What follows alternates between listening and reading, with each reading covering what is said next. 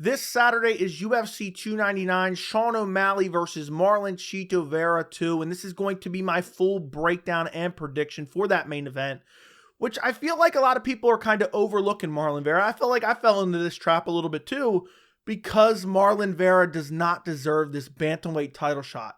Merab Dvalishvili deserves it. Corey Sandhagen deserves it. Even Aljamain Sterling deserves it more than Marlon Vera, and he's kind of being gifted this shot because of the storyline of the previous fight between these two guys.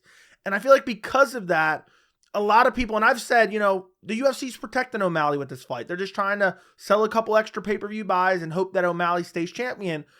But that doesn't mean this is an easy fight for Sean O'Malley. I don't think this is an easy fight for Sean O'Malley. I think Marlon Vera could get the job done. It would not shock me. This is such an interesting stylistic matchup because O'Malley's a really good counter striker, has really excellent movement. We've never seen him go a full 5 rounds. And Marlon Vera, super durable, super powerful, and has unlimited stamina, essentially. But he does have a little bit of low output. So it's going to be very interesting if this does go into the later rounds, because Marlon Vera will be able to absorb the early damage from Sean O'Malley. Does Sean O'Malley get gassed because he's circling around the fence and trying to use his footwork to avoid the big shots of Marlon Vera? It's going to be very interesting if this gets into those championships 4th and 5th rounds. And I think Marlon Vera could pull it off.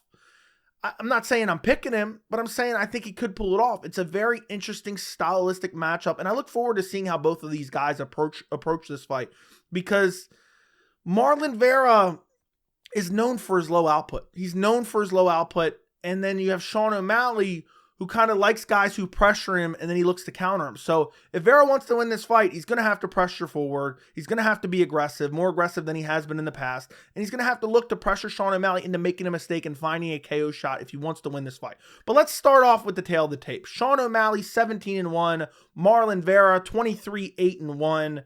O'Malley's the champion. Marlon Vera's ranked number 5. O'Malley's 29. Vera's 31. O'Malley's 5'11".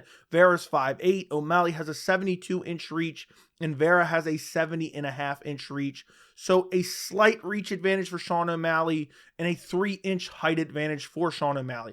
You look at Marlon Vera. 8 wins via KO, TKO, 10 wins via submission, 5 wins via decision. Has never been finished. All 8 of his losses are via decision. You look at O'Malley. 11 wins via KO, TKO, 2 wins via submission, 4 wins via decision. Only loss via KO is against Marlon Vera. That's the only time he's ever been finished, and that's the only loss on his pro resume, and that's from back in 2020. And I know a lot of people usually, when you have a rematch, you look back at the first fight to try to predict what's going to happen in the second fight. I don't know how much value there is in that for this particular fight. There's a little bit. It's worth it. But it's 4 years ago almost. And in that original fight back at UFC 252, which was headlined by Stipe Miocic versus Daniel Cormier, which was the last time Stipe Miocic won a fight, but he's getting a title fight in 2024, makes a lot of sense. But that's besides the point. In that fight, Sean O'Malley has played revisionist history with this fight, and a lot of his fans have as well. They say, oh, Sean O'Malley was dicing him up and piecing him up, and, then next thing you know, his leg got compromised and then he got flash KO'd. That's not what happened. That's not what happened at all. It was a 50-50 fight.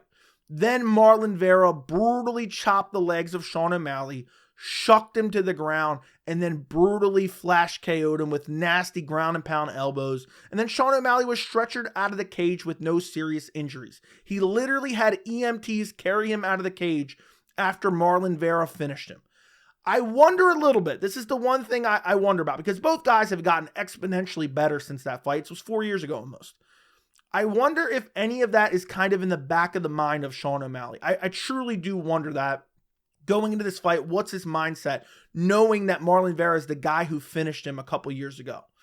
I wonder that. But for my prediction, I'm going Sean O'Malley via decision. I'm going to pick him to win like a 49-46 decision, or maybe a 48-47 decision win over Marlon Vera.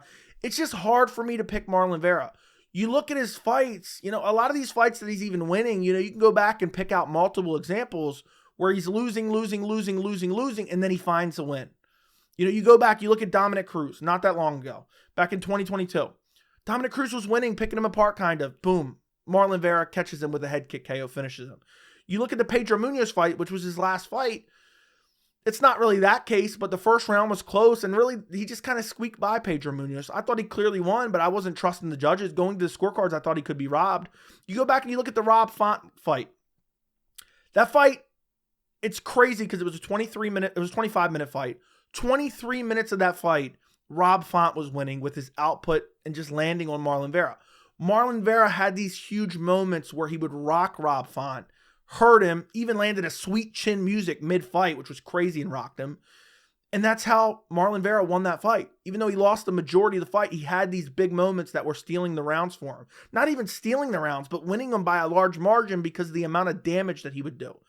So it's hard for me to imagine a world where low output Marlon Vera beat Sean O'Malley, who's gotten so much better since that original fight. I feel like both of them have gotten so much better, but I feel like O'Malley's outpaced Marlon Vera in how much they've gotten better and how much they've improved. And I just think you look at Marlon Vera in the Pedro Munoz fight. You look at him in the Corey Sandhagen fight that he lost via split decision. Should have never been a split decision. Got outclassed in that fight. It's just the same story over and over and over again. It's low output. It's low output. And I just don't think he can get away with it against a guy like Sean O'Malley. Look at the output Sean O'Malley had against Chris Montino. I know he's a bum, but still. Look at the output he had against Piotr Jan, which I thought was a brutal robbery. Honestly, Sean O'Malley should have never won that fight, but that's a topic that I've already covered, very extensively. But look at the output from Sean O'Malley against Piotr Jan. Look at the output against Aljamain Sterling. It was a little bit different because he was moving side to side, making sure to avoid the grappling of Aljamain Sterling. But even if he can't put Marlon Vera away, Marlon Vera is known for his stamina and his durability, his toughness. Even if he can't put Marlon Vera away, he's going to be landing more shots. And I think he's going to be circling around. Marlon Vera is just going to be plotting forward like he always does, throwing leg kicks, and just not being super aggressive in this fight. And I think Sean O'Malley wins a decision. I think he's just going to be kind of picking him apart. And we're going to find out in this fight, how badly does Marlon Vera really want to be a champion? Because the problem with Marlon Vera is he needs to be aggressive in this fight. But if he's too aggressive, he's playing right into Sean O'Malley's game, because Sean O'Malley is an excellent counter striker who has very good power. Honestly, just thinking about it, I think these two guys probably have the most power in the bantamweight division.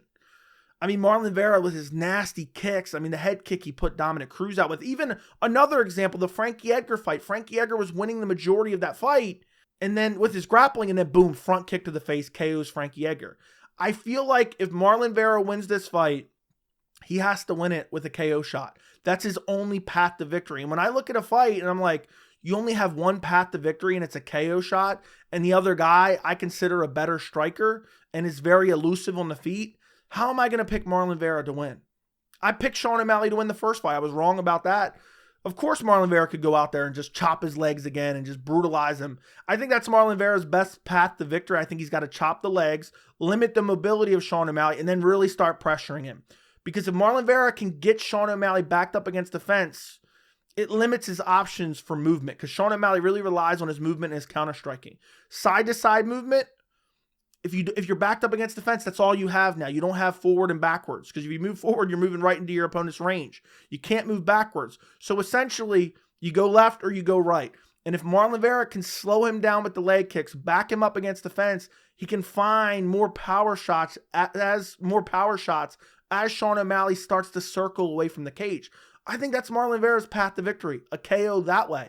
But I think Sean O'Malley is game planning well for Marlon Vera. He desperately wants this win back. He says it doesn't bug him. I think it bugs him badly. I think he desperately wants to get the win back over Marlon Vera so he can say the first fight was a fluke. And meanwhile, Marlon Vera is just happy to be there for a title fight. And, I'm looking back at the Corey Sandhagen fight. He's clearly losing. His corner is just like advocating for him. Come on, we need more from you. We need more from you. And it just never came. It just never came from Marlon Vera.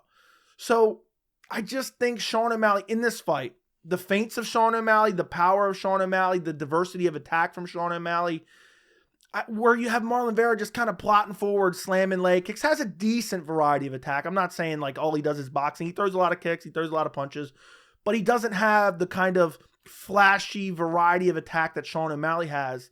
And Sean O'Malley is an excellent counter striker. He likes when guys walk right into him, walk onto shots. That's what he's going to try to do. He's going to try to set up Marlon Vera for some KO counter shot.